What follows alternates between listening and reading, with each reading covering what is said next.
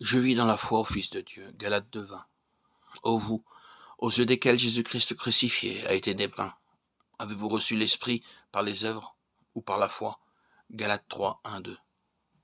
La vie que je vis encore dans la chair, dit l'apôtre Paul, ma vie extérieure, je la vis dans la foi au Fils de Dieu. Galates 2:20.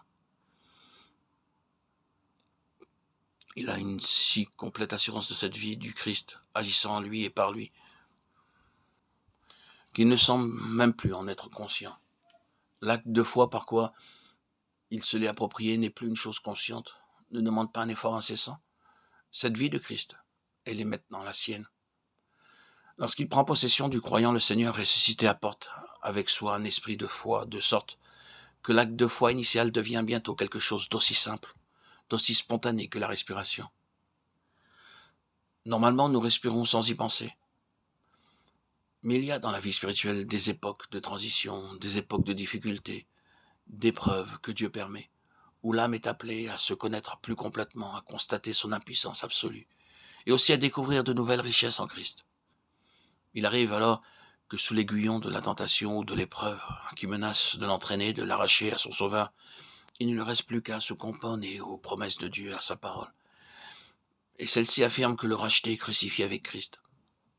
En de telles circonstances, quelque puissance que déploie l'ennemi, quels que soient ses instruments ou ses moyens, que le croyant se consacre à nouveau à Dieu et à son service, pour que Dieu accomplisse en lui et parfaitement tous ses desseins. Lorsqu'il s'est ainsi réfugié en la fidélité divine, il se trouve que c'est en Dieu uniquement que repose l'entière responsabilité de le délivrer, et par ses épreuves même de l'amener à un degré supérieur de vie en Christ. Dans toutes nos relations avec Dieu, veillons à ce que notre foi ne soit pas au passé, mais au présent.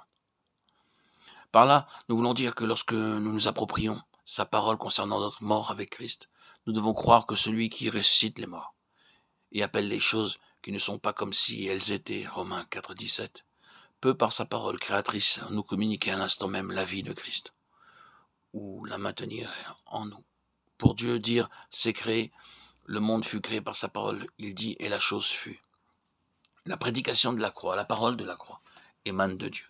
Et comme la parole créatrice qui fit le monde, elle est omnipotente, toute puissante.